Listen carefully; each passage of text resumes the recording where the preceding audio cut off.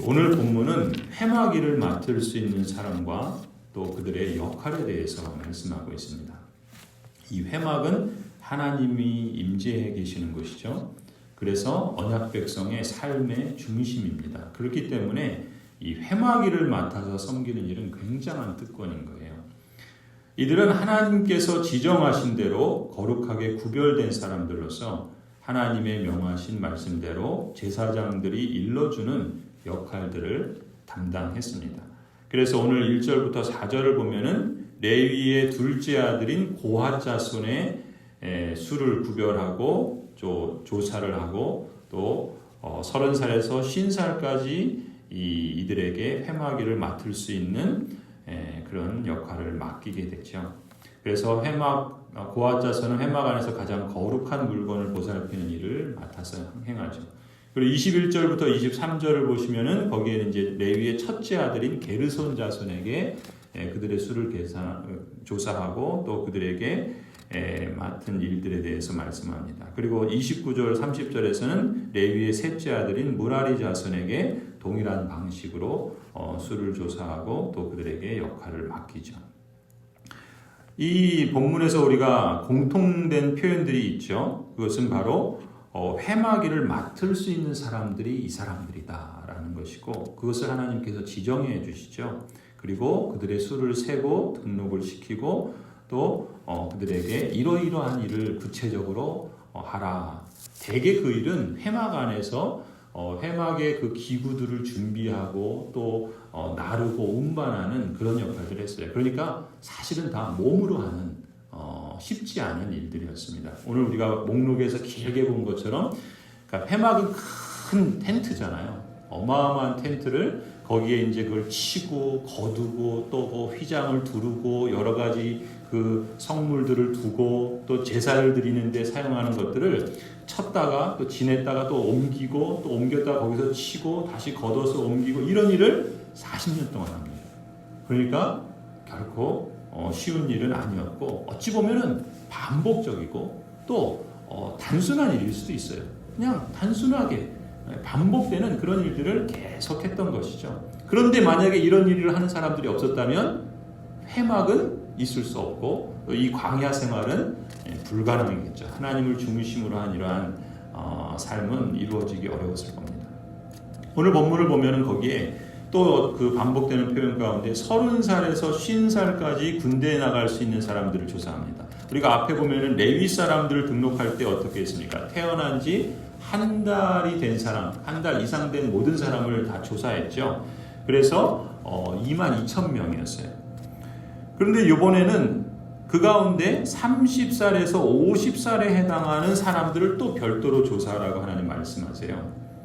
앞에 그 한 달 이상 된 그 남자들을 조사한 이유는 뭐였습니까? 이스라엘 백성들을 대신할 속전의 의미가 있었다. 조사의 목적이 속전에 있었습니다. 그런데 30살에서 50살까지 조사하는 것은 그 목적이 성막에서 이 회막에서 봉사하는 섬기는 일에 목적이 있었던 것이죠. 그런데 우리가 한 가지 좀 주목할 것은 이 회막에서 봉사할 수 있는 나이가 30에서 50이잖아요. 그런데 오늘 그 본문에 보면은 그런 고핫 자손은 2,750명 정도 돼요. 민수기 이제 4장에 보면은. 그리고 게르손 자손은 2,630명, 무라리 자손은 한 3,200명. 그러니까 이 수를 다 합치면 한 8,500명 정도 됩니다. 근데 전체의 수는 22,000명인데 이 회막에서 그 회막일을 맡을 수 있는 사람은 한 8,580명, 정확하게는 그 정도예요. 그러면 22,000명 가운데 8,580명을 제외하면 나머지 대략 한 13,420명은 특별한 임무를 수행하지 않는 것처럼 보이잖아요. 그렇죠? 근데 그렇지 않습니다.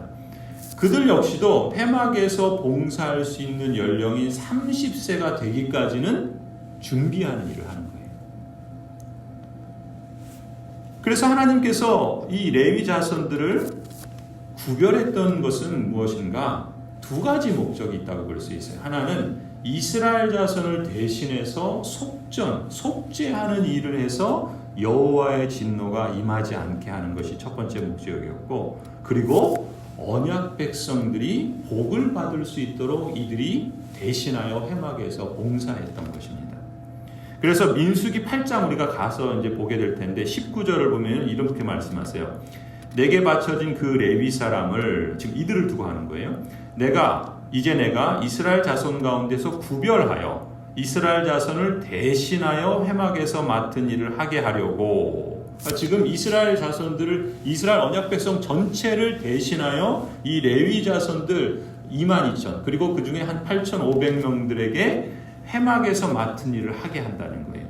또 이스라엘 자손의 죄를 속하여 주어 이스라엘 자손이 성소에 접근할 때라도 재앙을 받지 않게 하려고 아론과 그의 자손에게 레위 사람을 주었다. 그러니까 두 가지 목적인 거죠. 회막에서 맡은 일을 이스라엘 사람들을 대신하는, 그러니까 대표성의 원리로 이들이 이제 대신 역할을 했던 것이고, 또 이스라엘 자손들이 회막에 성소에 접근하다가 아무나 회막에 성소에 접근하면 어떻게 됩니까? 죄로 인해서 죽죠. 재앙을 받게 돼요. 그래서 이스라엘 자손이 그런 재앙을 받지 않도록 하기 위해서 이 레위 사람들을 주었다라는 거예요.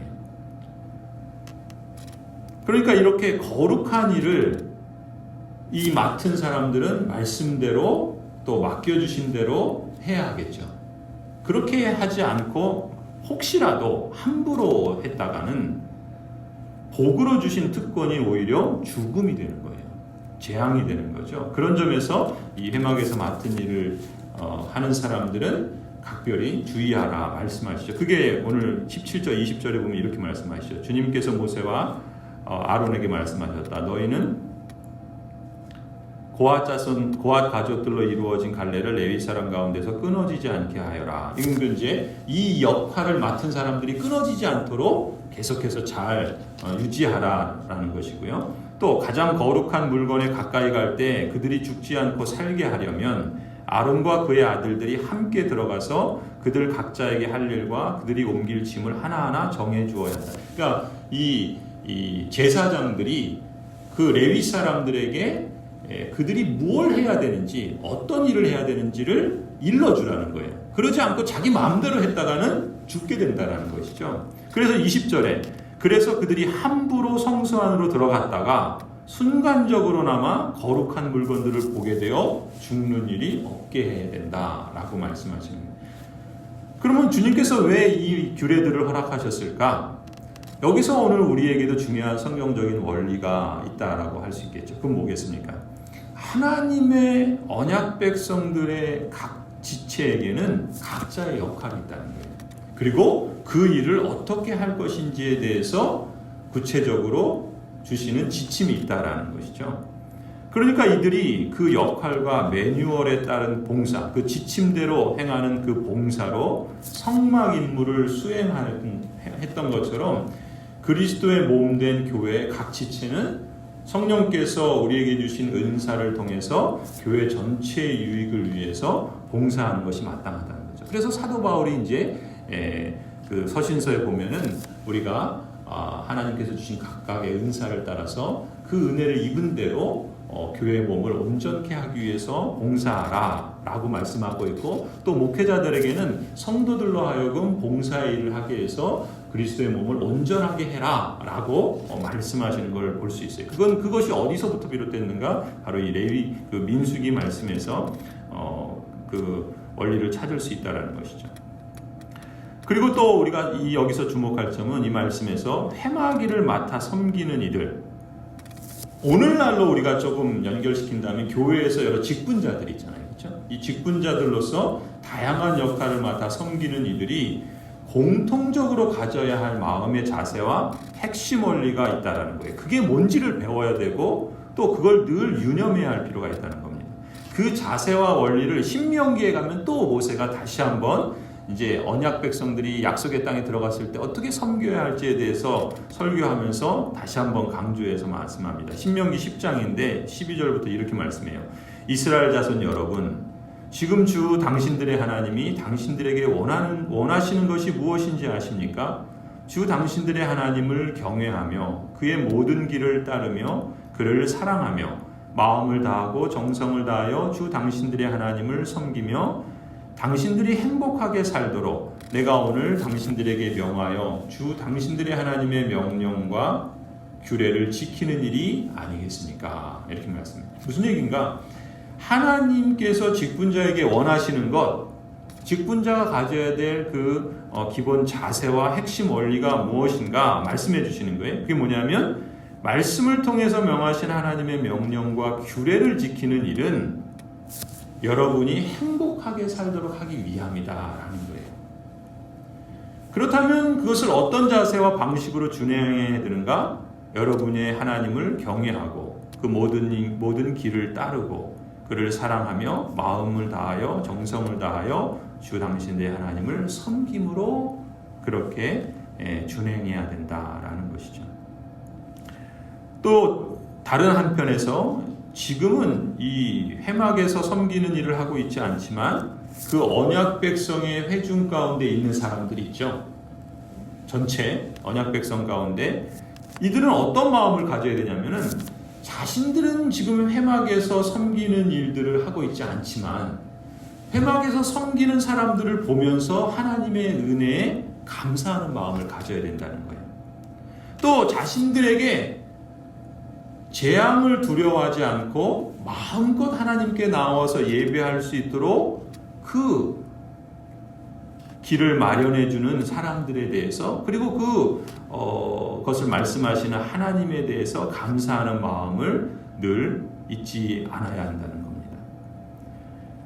이렇게 회막에서 섬기는 이들이 몸으로 수고하는 섬김이 없다면 이스라엘 언약 백성이 광야에서 하나님과 동행하기 어려웠을 겁니다. 오늘도 마찬가지예요. 오늘날 우리 교회에도 그리스도의 몸의 유지와 사역을 위해서 많은 직분자들이 몸으로 반복적인 수고와 섬김의 일을 수행하고 있지요. 그러니까 여기에는 그 일을 수행하는 사람들이 가져야 될 태도와 핵심 원리가 있고 또 온 회중들이 가져야 될 마음과 태도가 있는 거예요. 그래서 온 회중들은 어떻게 되겠습니까? 이렇게 교회에서 그리스도의 몸의 유지와 사역을 위해서 많은 직분자들이 몸으로 반복적으로 수고하고 섬기는 일을 볼 때 그 일이 얼마나 중요한 것을 인식할 필요가 있어요. 그래서 그 일을 맡아서 섬기는 사람들을 소중히 여기고 또 존중하는 것이 마땅하다는 것이죠. 또 그 일을 하지 않는 사람들, 지금은 안 하고 있지만 지금 30세에서 50세 되는 사람들이 그 역할을 맡도록 하셨잖아요. 그러니까 그 이전에 있는 사람들은 그때가 될 때까지 준비하라 말씀하시는 거 아니겠습니까? 그러니까 이스라엘 언약 백성들 가운데 회중들도 그런 것처럼 오늘 우리도 마찬가지입니다. 일정한 기간이 지나면 우리 자신도 섬기는 일에 참여하는 것이 바로 주님을 경외하고 복을 누리는 길이다라는 것이죠. 그게 성도의 마땅한 도리다라는 것을 오늘 본문이 우리에게 가르쳐주고 있다는 거예요. 성도 여러분, 애굽에서 살 때는요, 우리가 이 전체적인 민수기 말씀을 보면서 이것을 좀 한번 크게 볼 수 있으면 좋겠습니다. 애굽에서 살 때는 노예처럼 살았습니다. 노예처럼 산다는 것은 삶이 무질서한 거예요. 체계가 없습니다. 규모가 없어요. 그러니까 보세요. 이 이스라엘 사람들이 출애굽할 때 어떻게 나옵니까? 중구난방 그냥 막 무질서하게 나왔을 거예요. 한 20만이 넘겠죠. 60만에다가 다 가족까지면 얼마나 200만 정도 아마 200, 300만 되지 않겠어요? 어마어마한 사람들이 막 그냥 나왔을 거예요. 근데 광야를 지나면서 시내산에 도착해서 하나님께서 레위기에서 주신 말씀들, 규례들, 그리고 오늘 민수기를 통해서 다시 확인해 주시는 말씀들을 보면 어떻게 됩니까? 홍해를 건너서 참 자유를 얻게 된 하나님의 사람들, 시내산에 도착해서는 하나님의 언약 백성으로서의 대열을 갖춥니다. 그리고 진영을 체계화해요. 그래서 하나님께서 임재해 계신 성막을 중심으로 자신들이 거해야 할 위치가 어딘가를 이제 알게 돼요. 그리고 진행이 나아갈 때 자신들은 어느 곳에 서야 할지 를 알게 돼요. 그러면은 그 막 오합지졸 중구난방의 그 사람들이 이 시내산부터 나아갈 때는 어떻게 합니까? 이제 민수기 보면 우리가 이제 진행해 나가잖아요. 그때는 거할 때도 위치가 있고 그리고 나아갈 때도 위치가 있어요. 그러니까 오합지졸의 그런 모습이 아니라 규모 있는 질서 있는 하나님의 그 사람들로 당당하게 나간단 말이죠. 아마 그런 모습이 이 가나안에 있는 민족들에게 이스라엘 백성들이 지금 그 땅으로 오고 있다는 소식을 들었을 때 하나님이 행하시는 그 놀라운 기적만큼이나 그들의 모습을 보면서 아마 뭔가 저 사람들은 다르구나라는 것을 느끼지 않았을까? 지금 그런 모습들을 우리가 이 전체적으로 볼 수가 있다는 거죠. 하나님께서 임재해 계신 그 성막을 중심으로 자신이 어디에 있는지, 내가 누구인지, 내가 서야 할 곳은 무엇인지, 내가 맡은 역할은 무엇인가, 내가 지금 무엇을 향해서 가고 있고 어떤 방향으로 추구하는 삶을 살아가야 되는가. 이 광야 같은 세상이지만 한 회막을 중심으로 하나님을 섬기는 역할을 부여받은 하나님의 언약 백성들은 그야말로 영광스럽고 복된 그런 하나님께서 그야말로 새 일을 행하신 삶의 길들을 걸어가는 것이죠. 지금 하나님의 언약 백성들은 죄의 노예 생활에서 고통과 죽음을 향해 치닫는 비참한 존재에서 구원받았을 뿐만 아니라 참으로 신분의 변화, 그리고 자기가 누구인가에 대한 정체성의 자리, 그리고 자신의 존재의 의미를 확인하는 사명의 역할. 그래서 이들은요, 한마디로 삶의 중심이 무엇인지 알고 그것을 중심으로 궁극적인 삶의 목적을 확인하고 그 방향을 향해서 주 안에서 발견하고 나아가는 사람들입니다. 사도 바울이 그러잖아요.